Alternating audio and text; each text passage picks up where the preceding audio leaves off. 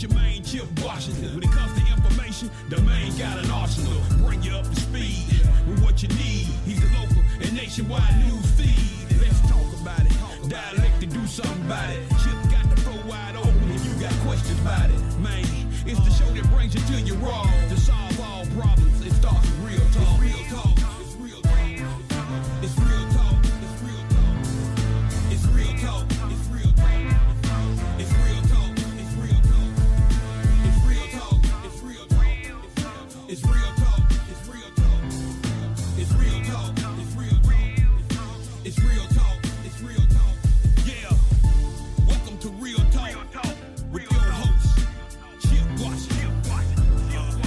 It's real talk. It's real talk. It's real talk. Hey.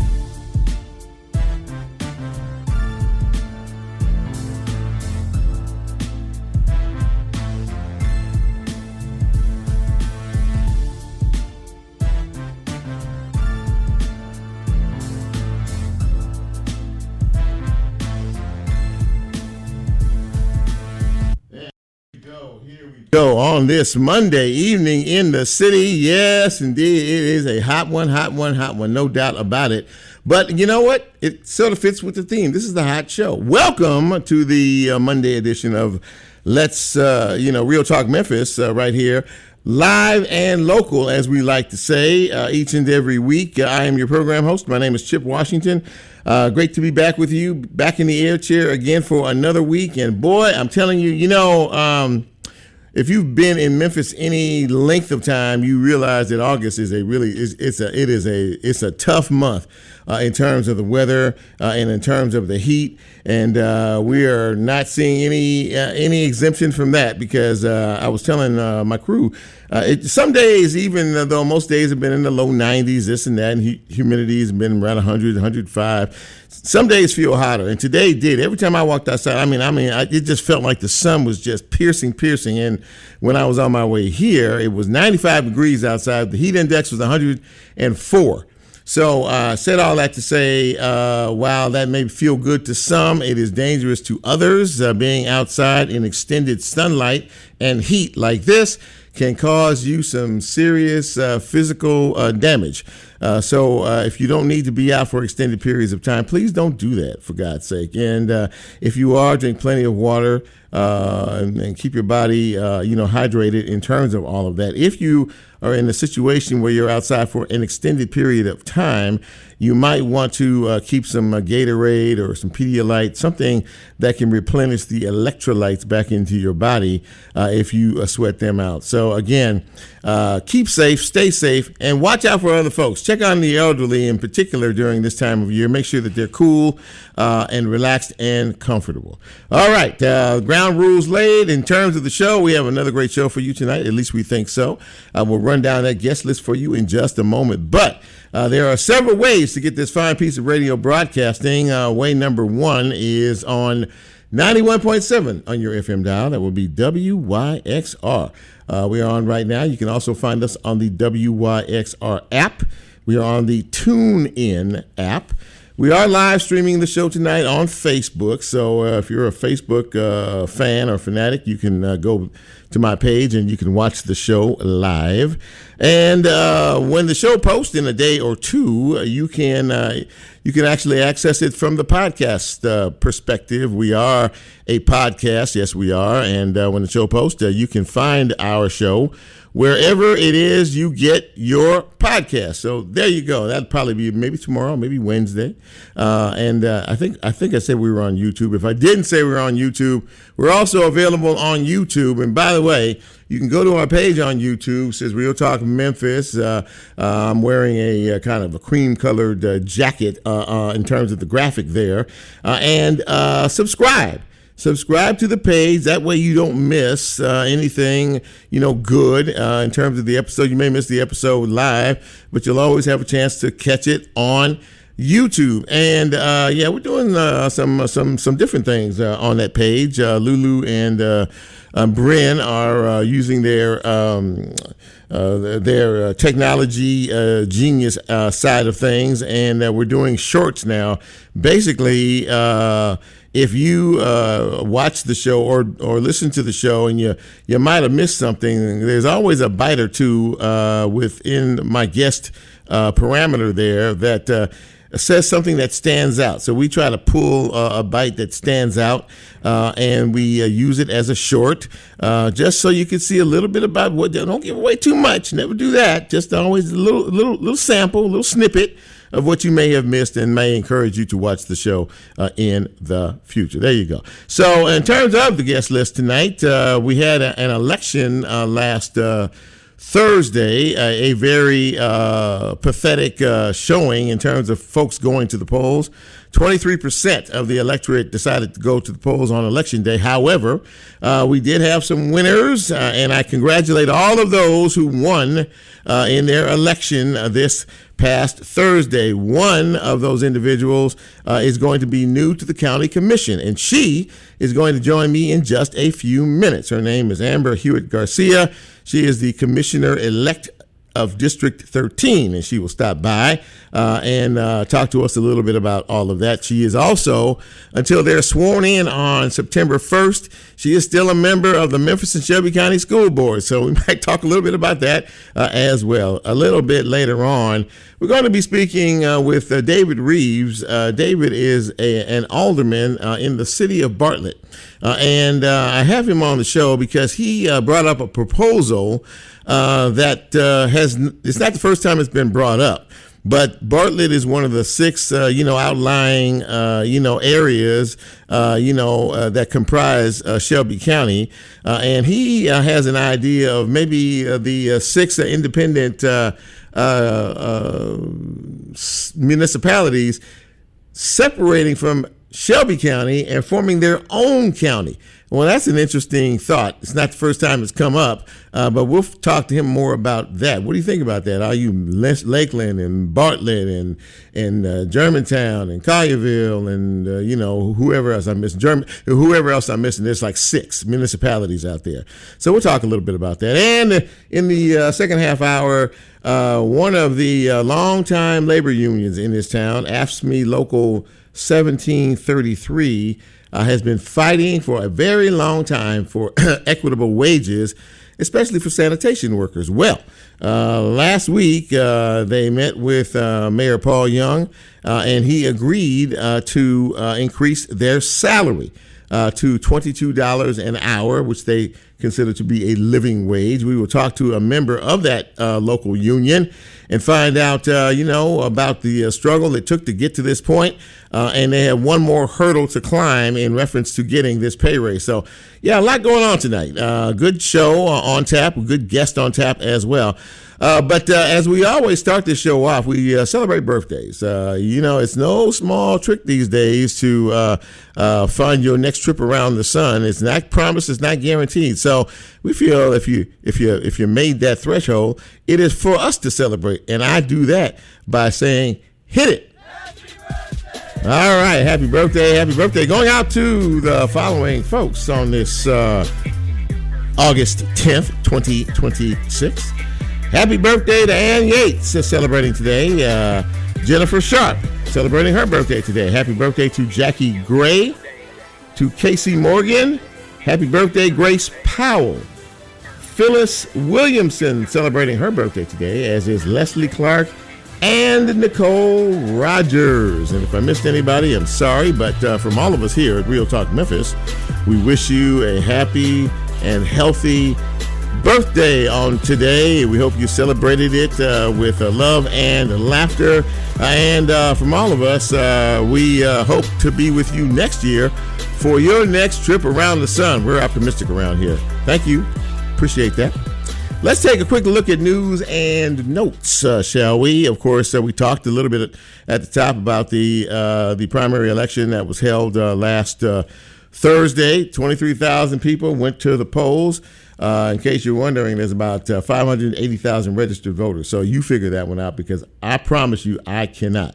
And as I said, we congratulated our new county mayor-elect. He is Mikhail Lowry, our new sheriff-elect, Anthony Buckner, and others. Now, in the districts that were separated, when 9 was split, 9, 5, and 8, Congratulations to the winners of those. Chaz Mulder won on the Democratic side in District 5, Heidi Kuhn in District 8, and Justin Pearson on the Democratic side, all those from the Democratic side for District 9. They will be going up against Charlie Hatcher in District 5, David Kustoff in District 8, and Brent Taylor in District 9, all on the Republican side. One interesting note about this election in terms of all of those who won their positions, judgeships, county commissions, school board, and alike, just a plethora of positions available. But one thing is notable. In the November election, we will, for the first time as a state, elect a woman to be governor of the state of Tennessee. That's never happened in the history of the state, but it will happen this November as Jerry Green on the Democratic side goes against Marsha Blackburn. A trunk party, and many of you may have heard this story, pretty tragic situation. Trunk party for someone who was heading off to college turned tragic after a mass shooting that happened on Saturday night in the Douglas community. 5 people were shot. One, unfortunately, was killed after an apparent argument broke out at the celebration, and the guns came out, and the shots started to be fired. Dr. Chandrika Hazlett, 34 years old, was pronounced dead at the scene. This incident is still under investigation. Late this afternoon, the Memphis Police Department said that they did arrest 2 individuals for this shooting incident. They are looking for another person as well. Now, any loss of life at the hands of a violent act is a terrible situation. And this situation, of course, this tragic shooting was no different. They had a press conference this afternoon, and some political folks were there, and the police chief was there, and then Mayor Young made a statement. I just want to say that, every tragic consequence has its own pain associated with it. We have had a lot of people who have been shot, who have been injured, who have been hurt in many circumstances, and we don't have press conferences for everybody who does. Because we probably would get nothing done. But I want to emphasize that any tragic event is especially tragic for those it affects. Family members, those left behind, friends, colleagues, the whole 9 yards. In terms of situations like this, I am very happy that 2 individuals have been arrested for this murder and this shooting. But let us not forget all of those other folks who don't get quite the attention that this case did, whose family members are struggling and who are suffering now at the loss of a loved one no longer in their midst. And we must also acknowledge situations and circumstances like that as well. This was a tragedy, no doubt about it, but we have seen many, many tragic situations and circumstances that don't get quite this type of attention. And anybody who has suffered a loss of life, whether it be a family member, or a friend, colleague, or whomever, feels exactly the same way as these folks do as well. And let me see here. The last thing I want to say, there's a trial going on for 2 former Shelby County jailers who were charged in the death of an inmate at the Shelby County 201 complex down there, Gershon Freeman. That case has started. It continues. Prosecutors are saying that excessive force by 2 of the former ex-jailers, Courtney Parham and Stevan Jones, contributed to Gershon Freeman's death in October 22. That trial continues today. That is a quick look at news and notes. Let's take a quick time out. When we come back, let's get into the show, shall we? We have a lot to talk about. We have some interesting people to talk to. This is Real Talk Memphis. I'm Chip. I think you know who you are. We'll take a quick break, and we'll be right back.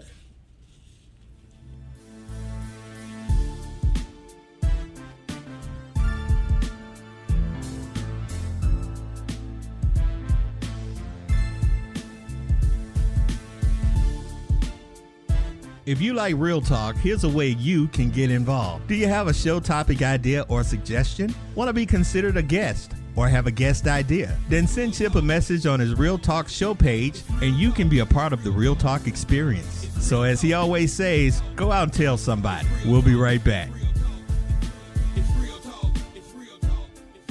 It's real talk. It's real talk. Church Health's Memphis plan provides coverage for individuals who live in Tennessee, work 20 hours a week, and make less than $31,300 a year who don't have current health insurance. You can call 901-272-PLAN to learn more about enrollment. Support for WYXR comes from Mempho Music Fest, returning to the Memphis Botanic Garden October 9th through 11th, featuring artists including Widespread Panic, Pretty Lights, Spoon, and more. The full lineup, ticket packages, and more are available at memphofest.com. Programming for WYXR is brought to you by a grant from the Hyde Family Foundation, who is committed to creating a better future for the city of Memphis by supporting initiatives that enrich our city's cultural landscape. Support for WYXR, including our 2026 Dowd Awards, comes from the National Civil Rights Museum. The reimagined Legacy Experience galleries are now open, expanding the stories told there from 1619 to today. More information at civilrightsmuseum.org. Support for WYXR, including our 2026 Dowd Awards, comes from South of Beale, bringing Memphis hospitality, cocktails, and spirits.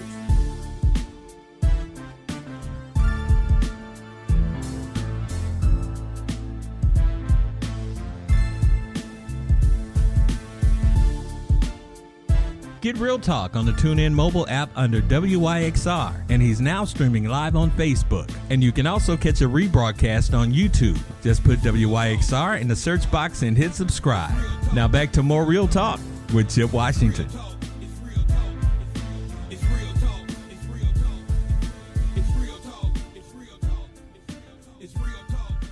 And welcome back to Real Talk Memphis on this Monday evening. Chip with you. And as I mentioned at the top, we had a big election a few days ago, last Thursday. A lot of positions, a lot of open positions, a lot of new positions, a lot of people, new people in place. One of those individuals is joining me now. She is, as of now, but just only for a few more days, a member of the Shelby County School Board, but she was elected on Thursday to be the new county commissioner for District 13. Please welcome to the show, Amber Huett-Garcia.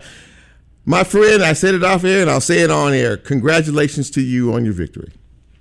Thank you so much, Chip. I appreciate it, and thank you for having me. Listen, thank you for taking the time. Now, you know, you have been a school board commissioner for the last 4 years now, and now you are transitioning to another position, bigger position, a lot more meat on the bone on this one. I guess I should ask you, first and foremost, as you prepare to leave the school board, what are your feelings in terms of what has been and what is now as you see this landscape changing? So, you know, thank you for everyone who showed up on Election Day, early vote, and Thursday. I think, you know, what I said in people's homes and in public spaces is that one thing that you know about me as going on to the Shelby County Commission is that I can handle tough leadership situations. I think the opportunity of a school board member moving to county commission is that county commission is our funding body for Memphis Shelby County schools, but also the municipalities. I know later in the show you're going to talk about sort of the conversation about how we are a united Shelby County. Yeah, it is not just MSCS, but all of our school districts have a responsibility to understand the opportunity that we have to unlock additional dollars. I know I'm entering a really precarious situation in terms of budget, and really as much attention has been on MSCS and our budget and the audit and all things over the last 6 months, MSCS is actually in a really strong financial position, maybe the best of the elected bodies, where we have over double the reserves of the state. And so the intricacies of how you get that support at the state level, how you unlock those additional dollars with a deep understanding of those education funding mechanisms is a value to me on county commission. At the same time, I say I'm one of 13 commissioners. So it's not Amber's agenda. It is a United County Commission in collaboration with our county mayor to make sure that we are getting to a stable place. Yeah, this is as you said, this is the big step, and of course it's a unique because again, you're just coming from the Shelby County School Board, and you mentioned some of the dynamics that go into all of that. And right now we're in a court situation where we don't know who's leading what and when that's going to happen in terms of that. But in terms of you, what made you decide, Amber, at what point that you said, you know what? I'm thinking a lot about the county commission, and there was an opportunity there, obviously, for you to do that. But what made you pull the trigger and said, you know what, I want to be a part of this body, what it would help you to understand about the bigger picture of managing an entire county? That's a great question. So for one, I believe if you're an effective public servant, your next step will actually be determined by your constituency. So I currently represent 40% of District 13 on school board. My daughter is a student in a different school district as an optional student. So really, I have a strong connection to about 50% of the people who had the option to vote for me. So I've had an opportunity to talk to a lot of people and hear what is most pressing on their mind. Mm-hmm. But Shelby County Commission has three major functions, and that is K through 12 funding, courts, and public health. So I think we may have talked about this. Anybody who's followed my campaign, public health is really important to me. I've been a health advocate for 16 years. So that in combination with K through 12 funding and my constituents saying, hey, we want to make sure Commissioner Michael Whaley was term limited in the seat, has done a great job, who's been a big supporter of me. We want to make sure this seat stays in great hands. I was asked by my voters, by my neighbors, will you consider running for this? So I think that's a big test of it. But all of these things work together, right? You don't just focus on K through 12 issues or health issues. These are all the things that are intertwined for families, whether if you're healthy, you go to work. If you're learning, you have opportunities for better jobs, higher wages. And when you have higher wages, you contribute to a tax base, right? Sure, this sure. is all interconnected. Yeah. And so this combination of expertise and really stepping up, because people who I consider neighbors have said, we want you to do this. That was really the opportunity. And I think my sort of diverse background in government, nonprofits, I used to lead the K through 12 budget for the state of Illinois, over $13 billion in funds. My knowledge is going to be an asset in collaboration with my peers.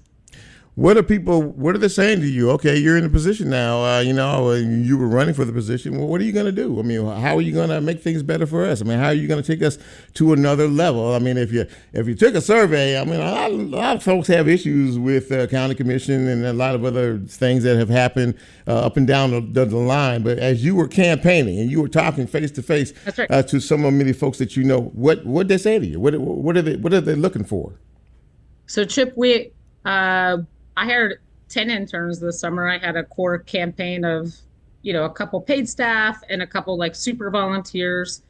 On election day, so August 6th, we actually hit a big milestone. So from when we kicked off the campaign, we made 20,000 phone calls and door knocks. Okay. So this isn't theory about what people in District 13 are talking about, as much as, we talk about crime or other hot button issues. The number one thing I hear is that it's affordability. It is that, I use this example quite a bit. I talked to a mom who said, my husband and I make $82,000. We have 3 kids. Mm-hmm. And I never thought I'd be living paycheck to paycheck. Everything is going up except for my wages. It is growing the economy and thinking about keeping people safe and healthy by building an infrastructure that is more than just buildings.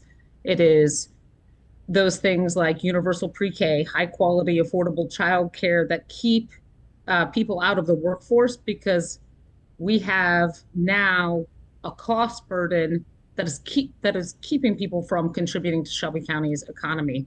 So the average cost of childcare, for example, is now more than 4-year public tuition. Wow. So if you have a child, you are going to pay more to put them in a high quality daycare than the cost of just basic tuition at a public university. It is 100,000 adults in Shelby County who do not have a high school diploma, 45,000 young people ages 16 to 24 who are not working or in school. We can fix these things, right? It is a deep desire from people who are represented by elected officials, by politicians who say, I hear you.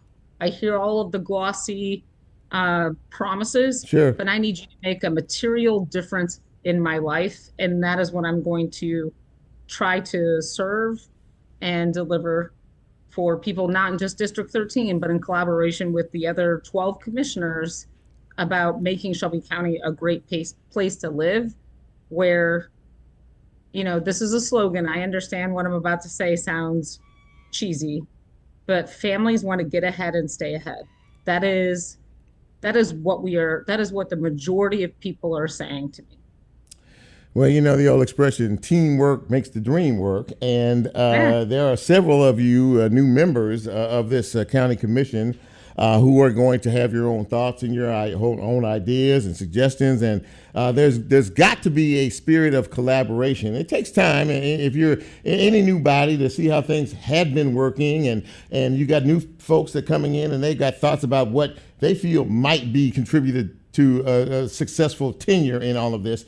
So there are a lot of challenges in front of you. But if you were to just a closing thought to the constituents that you will be representing in District 13, what would you tell them? Hold on, you know what, I'm here. And I saw over the weekend, I saw something that you posted. You're hitting the ground running. I mean, you are not letting any dust get under your feet in terms of these town halls, these meetings. You want people's input, because that is how you're going to govern things moving forward. Am I correct in that? That's correct. So I'm going to be launching a District 13 community survey. I have my own transition team, knowing that it is going to be representative, District 13. I will bring that to my colleagues. But something that I've shared throughout the campaign, and if you've seen my signs or you've seen my website, I chose purple as my campaign color because that's a mix of red and blue. Many of the things that we deal with at the local level, we are not actually partisan. We make them political, but there is a good amount of work that we can agree on if we take out our egos, we take out our political assignment, right? Mm-hmm. Now, I'm going to be clear. I'm a Democrat. Don't mishear me, my strong Democrats. But I also know that knocking on doors, making phone calls is that I hear in plainer language, please do something. Yeah. And so if 60% of the way is where we get, right? Like, I want to have a pragmatic leadership that not only makes people stay in Shelby County, but they see Shelby County making progress and go, I believe I can live there. So one of the bigger conversations, and I know we don't have time tonight, is part of the challenge that we're facing in Shelby County isn't just potential mismanagement or the state. It is that we are losing people from Shelby County. Right. And when your tax base shrinks, right, you can do less. You can't do as much, right? So it's going to feel like a heavier burden.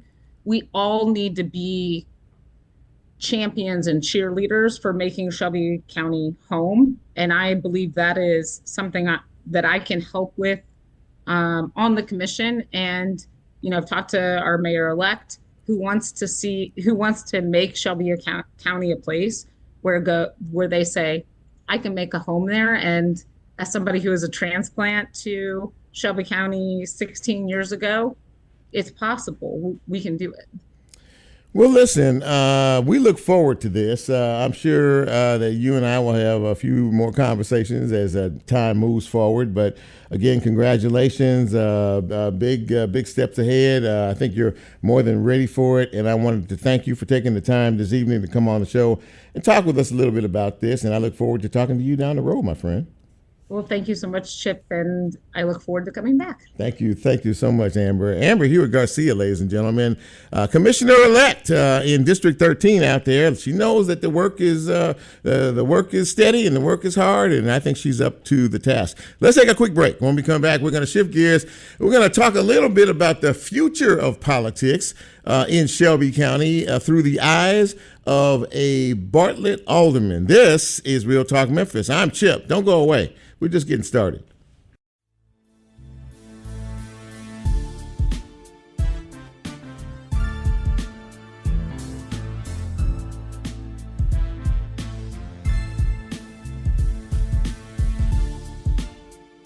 If you like Real Talk, here's a way you can get involved. Do you have a show topic idea or suggestion? Want to be considered a guest or have a guest idea? Then send Chip a message on his Real Talk show page and you can be a part of the Real Talk experience. So as he always says, go out and tell somebody. We'll be right back.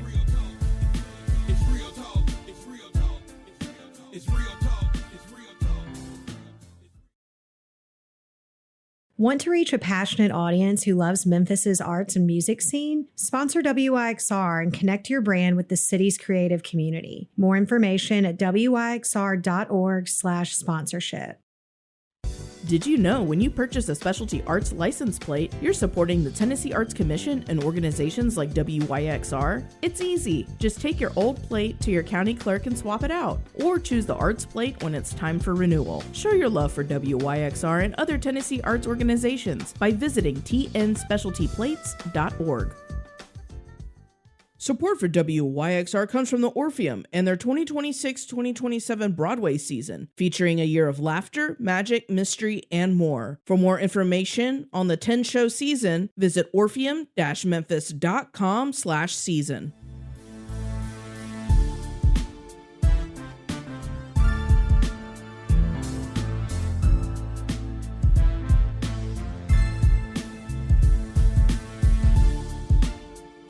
Get Real Talk on the TuneIn mobile app under WYXR, and he's now streaming live on Facebook. And you can also catch a rebroadcast on YouTube. Just put WYXR in the search box and hit subscribe.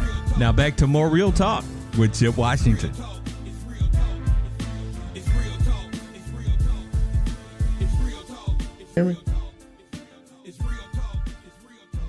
And welcome back to Real Talk Memphis on this Monday. Chip with you. And, politics is an interesting topic of conversation from time to time. And, every now and again, folks get to thinking about things and figure, maybe this will change the parameters, or maybe this will make things better if we did this or that or the other. Well, my next guest is someone who is deeply immersed in the world of politics in Bartlett, Tennessee. He is an alderman out there. He is David Reaves. And David, it's the first time you've been on my show, man. It's great to see you. How are you tonight? I'm doing great, man. It's nice and warm outside, so I just got through cutting the yard, so I'm ready. I'm ready to cool off a little bit. Oh my gosh, man, you are a brave man, no doubt about that. Well, listen, thank you for coming on the show. So, recently, about a week or so ago, you came up with an idea. We saw a story in the paper in reference to it. Now, this is not the first time it's come up about the 6 municipalities that are included in Shelby County and a possibility of looking at maybe separating yourselves from Shelby County as a whole, and perhaps maybe taking the 6 independent municipalities and turning them into one big municipality. What is there about that idea that intrigues you so much? Yeah, so first of all, thanks for having me. So I don't know if most people know, but I was a county commissioner for 4 years. Yes, you were. That's right. From 2014 to 2018. And so to kind of give you a little bit of a backdrop, I look at county politics a little bit differently than others because I've been immersed in it. But one of the biggest concerns I have is the trajectory of the Shelby County governance model and kind of what it's doing in general and how dysfunctional it is and how it's approaching insolvency and bankruptcy. And to be honest with you, it started back when I was a commissioner, really with the community enhancement grant programs, which to me is nothing more than giving away money. And I think over time that has really damaged the overall county coffers. So my thought process is, the reality is this train is on the tracks and is getting ready to come off the track. So maybe we come up with a different solution for those of us who don't want to be a part of a train wreck. And so this has been brought up before, the possibility of having another county in Shelby County. It's a tough, and don't get me wrong, it's a tough lift, heavier than municipal schools, but it's been talked about before. It is possible, but it is almost impossible to do, So, one of the things you mentioned, David, and in the article that I read was for the classic example of maybe the train, sliding around the tracks a little bit, is the fact that the county had to borrow $125 million to make payroll. And that to anybody who's, out here living, working, scrapping, and everything else, that's a little tough to hear. And I know that that's one of the issues that you had about the financial stability of the county, and that you don't necessarily trust them in terms of that. Am I correct in that? So realistically speaking, they've been raiding their fund balance for forever to pay for stuff, that money they didn't have, right? So they either should raise revenue or cut services. But to be honest with you, I think the reality is a lot of what is hurting the county is how money is being leached into nonprofits specifically. If you've ever spent any time down at the county, you will find that it is a revolving door of nonprofits and lobbyists that come through there. So it is a self-inflicted wound. The unfortunate part, it's the way people get elected in the county, and I don't see it going away anytime soon, which is the reason why we're revisiting the concept of possibly dividing the county up and having two. And I'll be honest with you, if the comptroller comes in and has to fix Shelby County, which it looks like he's going to, there is even a scenario that could be that the county could, if we don't fix it, the county could actually be dissolved. And at that point, there is an opportunity to create two counties. To be honest with you, I'd love to have a county that don't have any property taxes, that don't have a wheel tax, and definitely isn't giving away a bunch of money to nonprofits. That's eating away at the tax base. So I think there's opportunity there. I think we need to be ready for it, and so I think it's a conversation to have. So you've had started to have conversation with some of the leaders of some of the other municipalities around, and what is their take, or what are you hearing in terms of the pros and or cons of this idea? I think the reality is that the municipal mayors have been talking about this actually for quite a while. It's not made its way into the alderman boards. It specifically stayed with the mayors. I think the reality is that some of the municipal governments are pretty significantly dependent on assets, particularly in Memphis. And I think that creates a problem for them, particularly in the way of sewer, especially. I also think light, gas, and water creates its own potential issue as well. It's expensive, right? I mean, you'd have to take on your portion of the pro rata debt. We'd probably have to come up with our own utility. But at the end of the day, I think the reality is that most people, if you looked at the dollar and the cost benefit, could very well be on board with it. However, the reality is the current mechanism today would require some changes to the Tennessee Constitution because there's some very specific parameters around starting a new county. However, that is not impossible given the current political dynamics within Shelby County and Nashville. That's very interesting that you brought that up. And I just kind of wondered, and I know it's something that you broached, and there's a lot of moving parts to all of this, and you suggested that as well.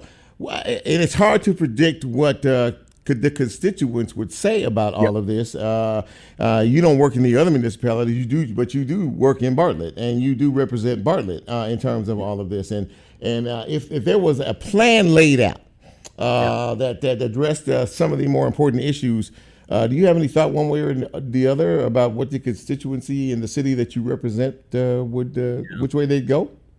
I think if the plan was one that created a better environment or a better county governance model, which they benefited more from it, either by changing the way that we run that particular government, or it's just closer to the people, I definitely think that they would probably be on board with it. I think the only reason why it's even coming up is because particularly when the $125 million was borrowed, you could hear the scream come from the suburbs, particularly around this particular issue. So that's really when it came up. I mean, we've been watching, we've been paying attention. We've been talking specifically in Bartlett about potentially moving away from a property tax rate and what would that entail. So the reality is that there is a way to redo the governance structure that I think that they would like, because one, they would get more services, but two, they would probably pay less within the process. So it's plus a lot of them would love to have their own prosecutor, their own district attorney, and their own jail, and kind of get away from some of the folks from like Steve Mulroy and those guys. So I think there is some benefit to it for people. Finally, I would be remiss. I'm a Bartlett resident, and Bartlett has grown. It continues to grow, and it continues to move in an upward direction. In terms of that, are you pleased in terms of the growth of the city and the direction that the city is going as far as the future is concerned from your seat?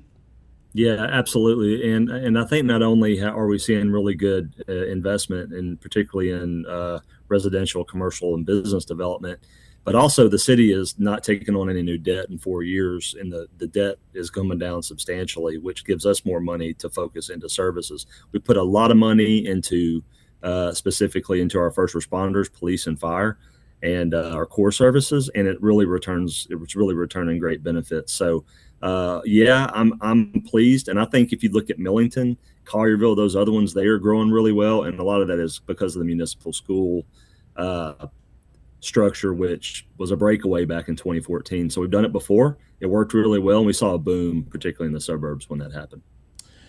Bartlett Alderman, ladies and gentlemen, David Reaves joining us on the show tonight. David, it's good to have you, man. And this is an intriguing idea. Now that you've come out and talked more about this now, I'm sure that there'll be more folks maybe looking into this or maybe asking more questions about the possibility of it. But no doubt, thank you, my friend, for coming on the show. And by the way, he is a part owner of a great steak restaurant out there in Bartlett. I have to brag on that. I mean, that's my joint. I really appreciate it. I have to come back and see it, man. Thank you, man. I appreciate you coming on the show tonight. Thank you so much. Absolutely. So there you go, ladies and gentlemen. So what do you think about all of this? Bartlett and several of the municipalities are saying, why not us split off here? Why not us do our own thing? A lot of heavy lifting, and there's a lot of state politics involved in all of this if it should ever get to a place where there's a tangible conversation. But what do you think? Let's take another break, and when we come back, we are on the back end of the show, but we're going to talk a little bit about union politics and other things such as that. This is Real Talk Memphis. I'm Chip. We'll be right back.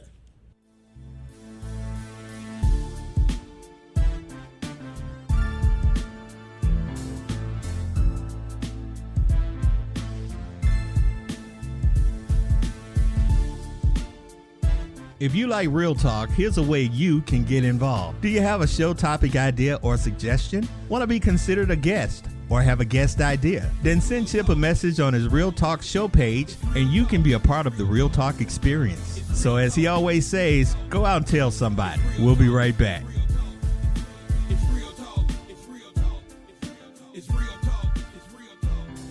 Support for WYXR and the 2026 stereo sessions comes from Independent Bank, a Memphis-based community bank serving local businesses and the people who call the city home. Learn more about iBank and hear client stories at i-bankonline.com. Support for WYXR comes from GPAC, presenting the blues guitarist and singer Robert Cray, Saturday, October 24th, 8 p.m. in the Highland Capitol Performance Hall. Tickets and more information at gpacweb.com. Support for WYXR, including our 2026 Dowd Awards, comes from the National Civil Rights Museum. The reimagined Legacy Experience galleries are now open, Whether it's a expanding the stories told there from your car can keep 1619 to Memphis today. grooving. More Free information pickup, at civilrightsmuseum.org. Whether it's a clunker or a classic, your car can keep Memphis grooving. Free pickup, tax deductible, and all for WYXR. Donate your vehicle at cars.wyxr.org.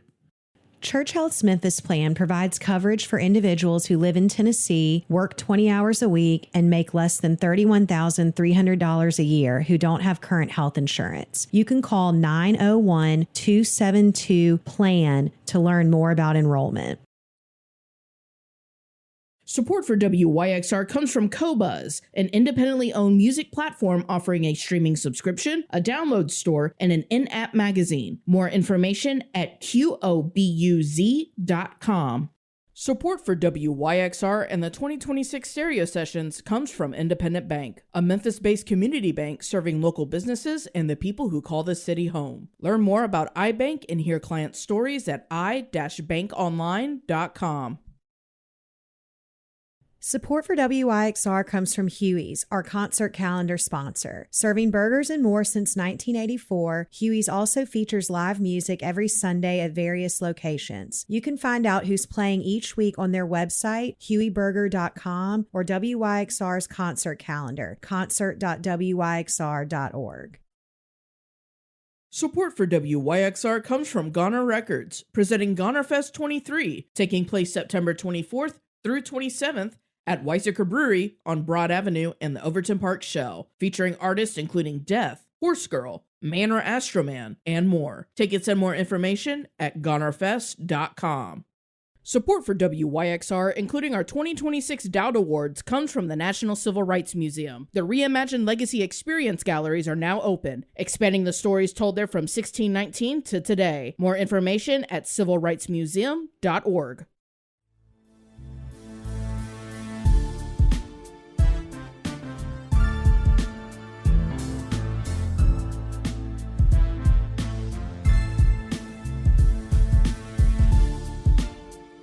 Get Real Talk on the TuneIn mobile app under WYXR, and he's now streaming live on Facebook. And you can also catch a rebroadcast on YouTube. Just put WYXR in the search box and hit subscribe. Now back to more Real Talk with Chip Washington.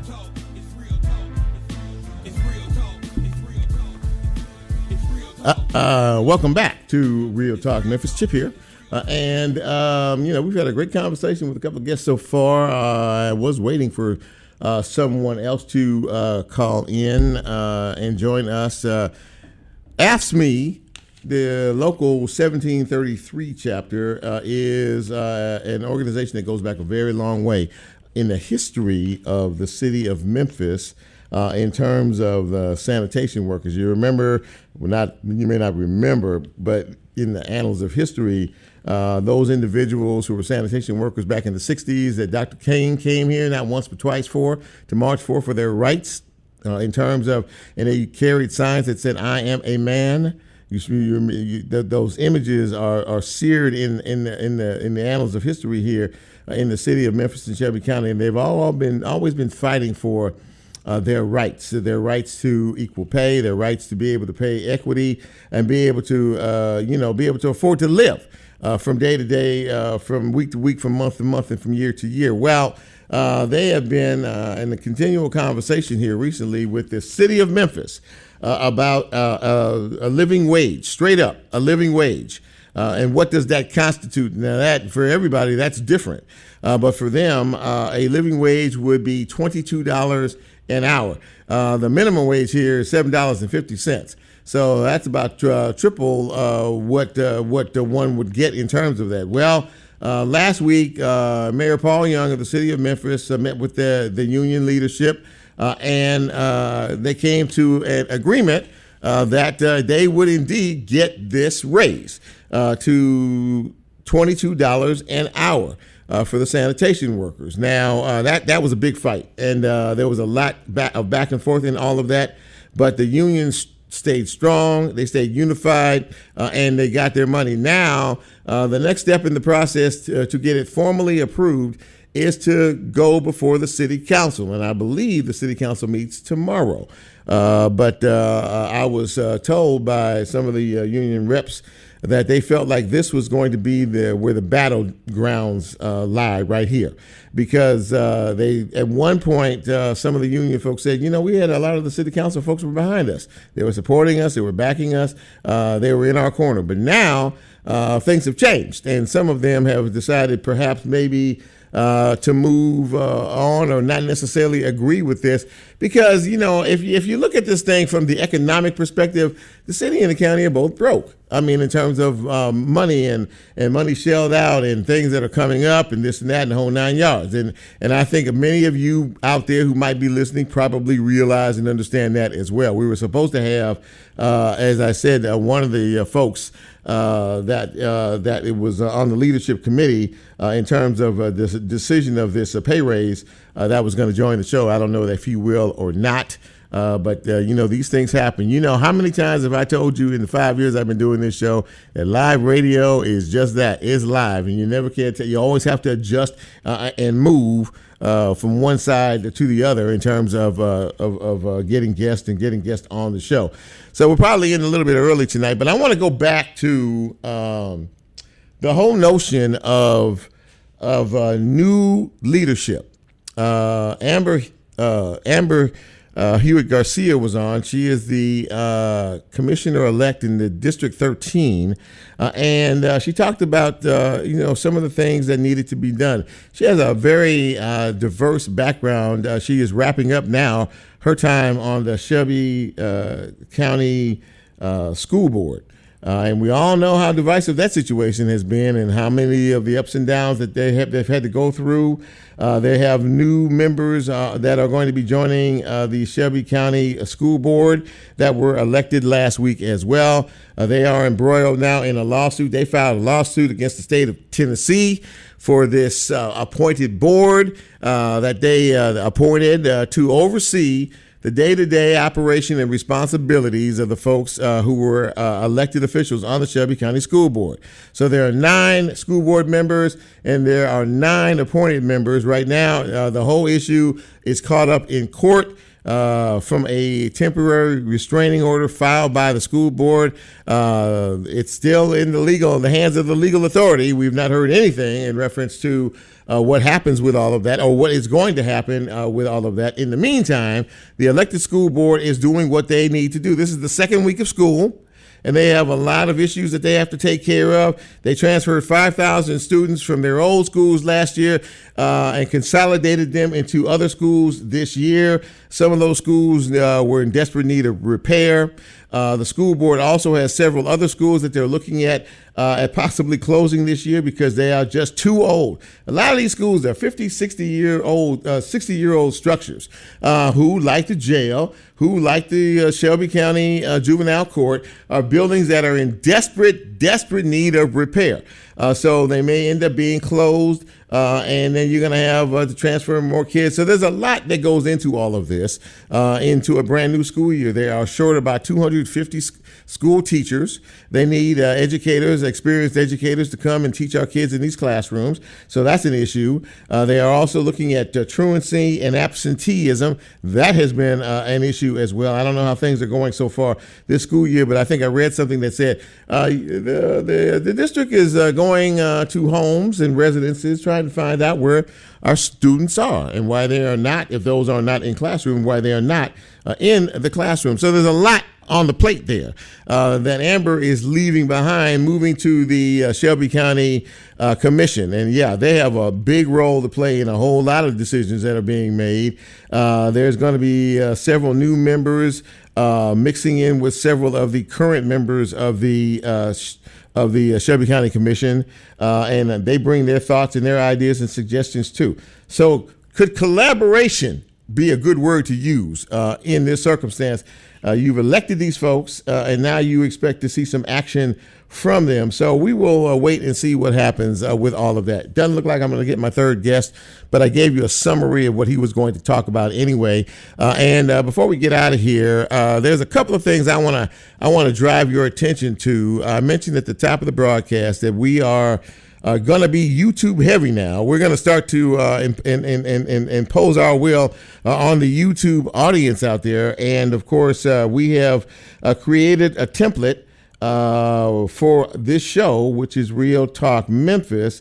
Lulu really sort of crafted and designed all of this for us. So Lulu, if anybody has an email or a suggestion or a thought or wants to go to our page, kind of walk them through a little bit in terms of all of that, and especially our email address if they have some questions that they want to address toward the host.